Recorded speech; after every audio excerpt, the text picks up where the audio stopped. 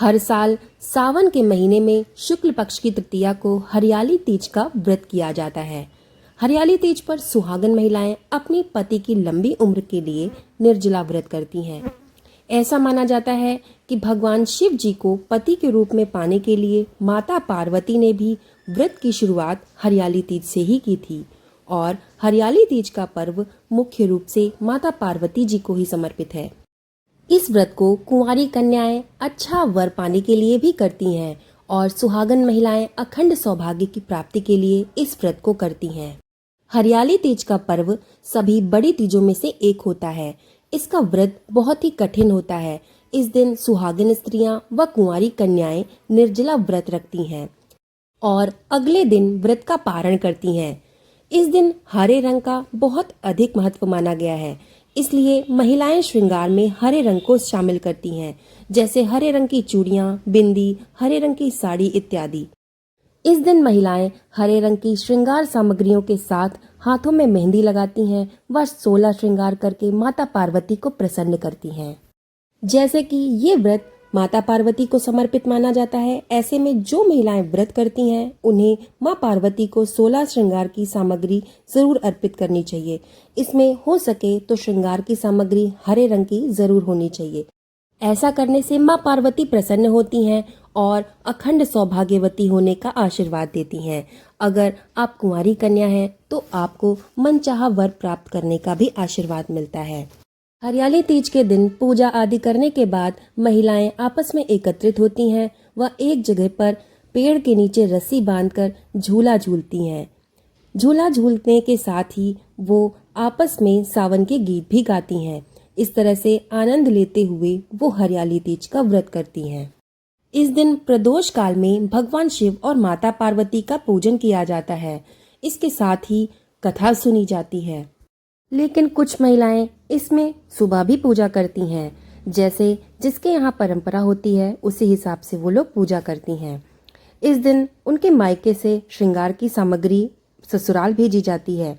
हरियाली तीज के दिन महिलाएं सुबह घर के कामकाज करके स्नान आदि करके 16 श्रृंगार करके वो तैयार होती हैं और पूरा दिन निर्जला व्रत रखती हैं। इसके बाद माता पार्वती और भगवान शिव जी की पूजा अर्चना करती हैं। वैसे तो इस व्रत का पारण अगले दिन सुबह किया जाता है, लेकिन कुछ महिलाएं इस व्रत का पारण रात में चंद्रोदय के समय भी कर लेती हैं।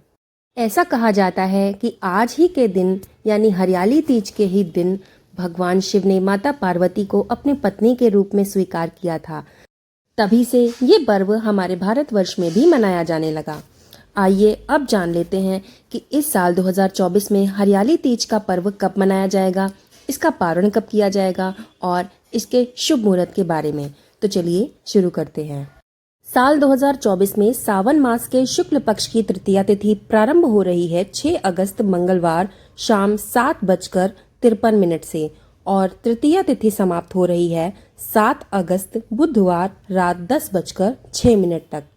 तो ऐसे में उदया तिथि के अनुसार 7 अगस्त बुधवार को हरियाली तीज का पर्व मनाया जाएगा।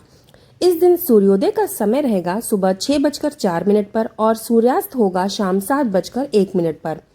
इस दिन ब्रह्म मुहूर्त का समय रहेगा सुबह 4:27 से 5:15 पर। परिग योग होगा सुबह 11:41 तक और इसके बाद पूरे दिन शिव योग रहेगा। राहु काल का समय होगा दोपहर 12 बजे से 1:30 बजे तक। राहु काल में कोई भी शुभ काम या पूजा पाठ आदि नहीं किया जाता है। आइए अब जान लेते हैं कि इस दिन पूजा का शुभ मुहूर्त क्या रहेगा। हरियाली तीज यानी कि 7 अगस्त के दिन पूजा का शुभ मुहूर्त रहेगा सुबह 5:46 से 9:06 पर। इसके बाद पूजा का अगला मुहूर्त शुरू होगा सुबह 10:46 से दोपहर 12:27 तक।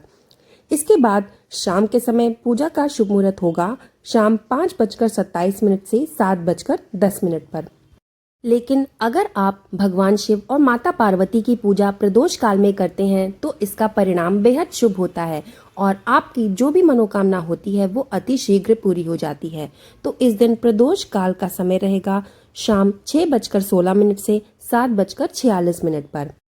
व्रत के पारण का समय रहेगा 8 अगस्त दिन गुरुवार को सुबह 6:04 से 7:15 तक।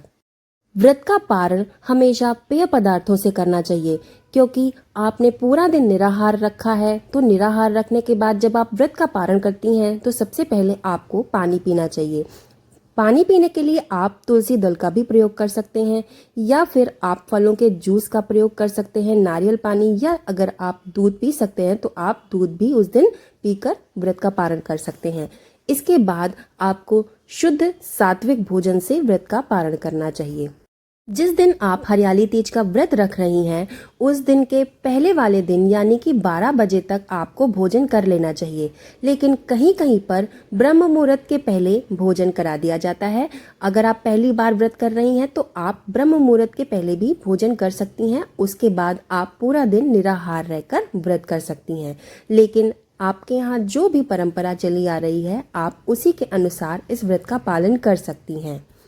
ब्रह्म मुहूर्त मतलब आप 4 बजे से पहले उठकर पानी इत्यादि पी लें। अगर आप थोड़ा बहुत कुछ खाना चाहें तो वो खा लें, उसके बाद ब्रह्म मुहूर्त से आप व्रत को शुरू कर सकती हैं।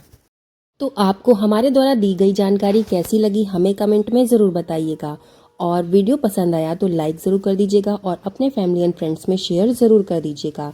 चैनल पर नए हैं तो प्लीज़ सब्सक्राइब कर दीजिएगा। वीडियो को लास्ट तक देखने के लिए आपका धन्यवाद।